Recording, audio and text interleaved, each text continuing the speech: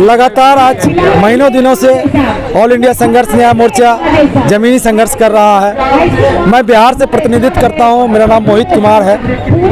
आज देश में ये मोर्चा 3 सालों से लगातार सरकारों से मांग कर रही है संपूर्ण भुगतान को लेकर के। आप देखे होंगे यही दिल्ली का जंतर मंतर मैदान है। संघर्ष मोर्चा के क्रांतिकारी साथी लगातार संघर्ष से अपनी सरकार तक अपनी आवाज़ पहुंचाने के लिए अपनी गिरफ्तारियां तक दी दिल्ली के जंतर मंतर से, और लगातार आंदोलन किया जा रहा है। 27 तारीख से दिल्ली में लगातार आंदोलन हो रहे हैं, चाहे जंतर मंतर का आंदोलन हो, चाहे रामलीला मैदान का आंदोलन हो, चाहे देश के सदन से संसद पे भी हम लोग आंदोलनकारी पहुंचे थे। संसद भवन के सामने भी हमने मोदी जी न्याय करो के गुहार लगाए थे, नारा लगाए थे कि मोदी जी पूरे देश भर में आप गरीबों की सरकार को लेकर के जाने जाते हो। आज ये देश के तमाम गरीब निवेशक आपके अपने पैसे के लिए गुहार कर रही है और आप कहीं दिखाई नहीं दे रहे हो,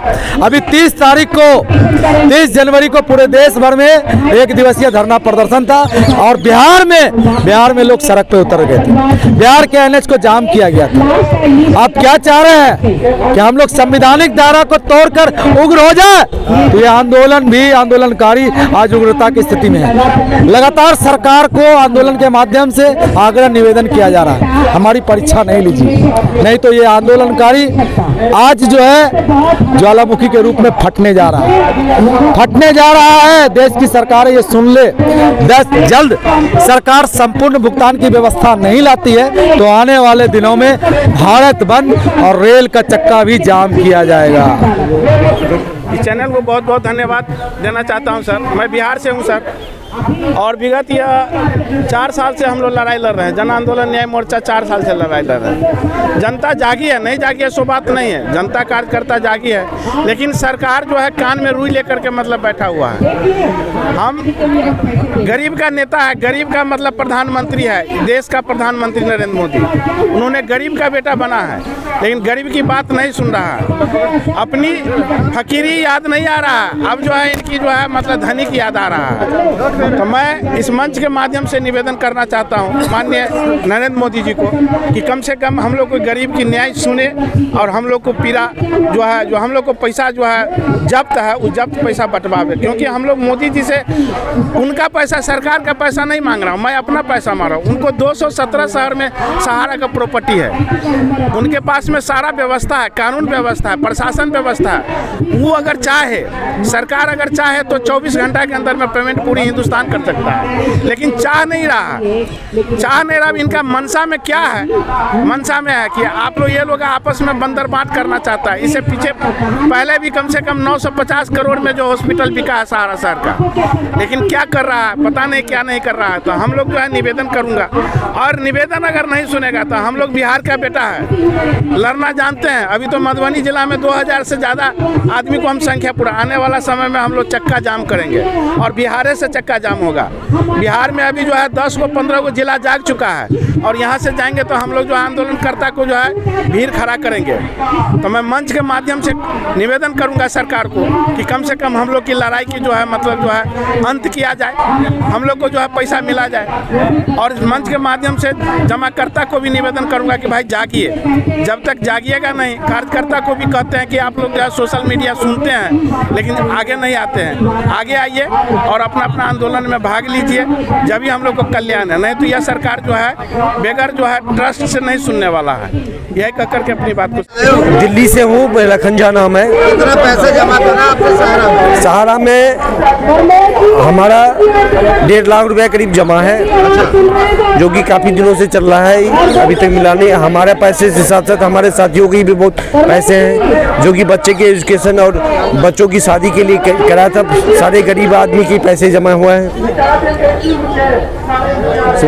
तो इसको सरकार की तरफ से सरकार को आँख कान खोलने की जरूरत है।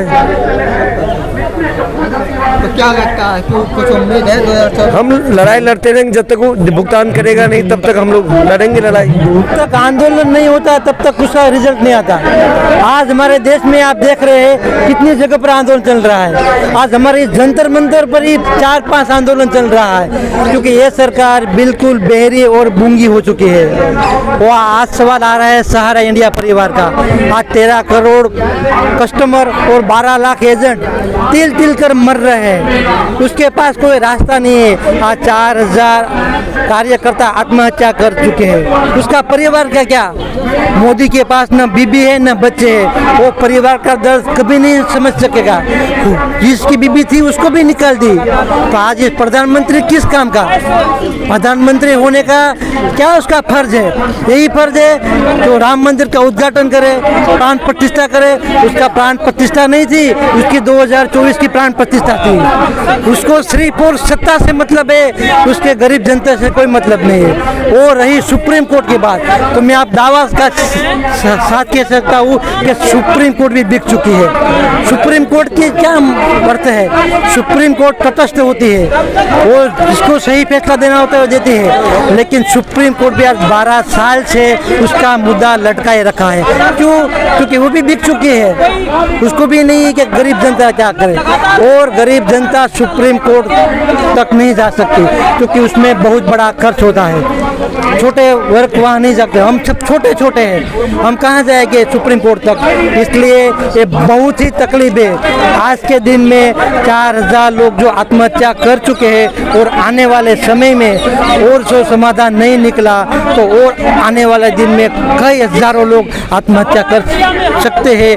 और आज के दिन में पर डे कोई ना कोई आत्महत्या करते हैं, और बाहर नहीं आता है, लेकिन आत्महत्या लगातार शुरू है। मैं अमित शाह जी भी कहना चाहता हूँ, आप पोर्टल लाए, सिर्फ नाम का पोर्टल लाए। क्या आपकी बेटी का शादी, अमित शाह जी से कहना चाहता हूँ, क्या आपकी बेटी का शादी 10,000 से हो जाएगी? आज आपकी बेटा को आपने बड़े बड़े उद्योगपतियों में लगा दिया और हमको रोड पर ला दिया।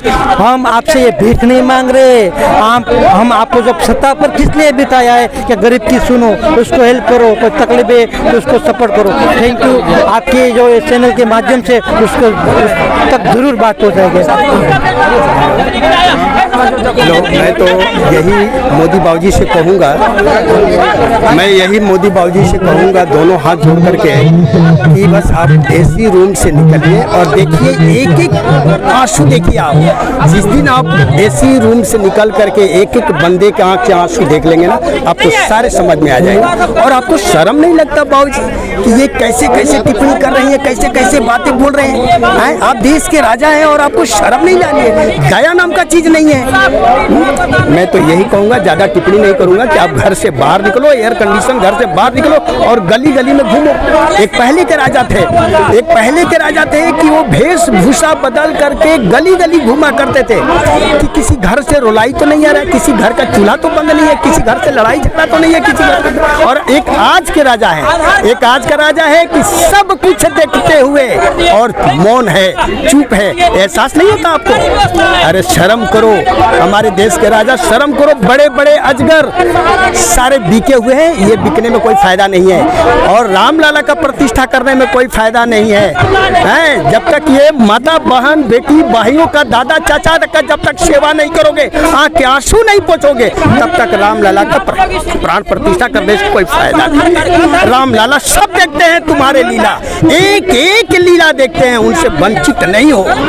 और जब रामलला के बाण चलेगा ना आपके ऊपर, तो जैसे सुब्रत राय का हाल हुआ है वैसे ही कहर पड़ेगा आपके ऊपर, फिर उस समय याद करना।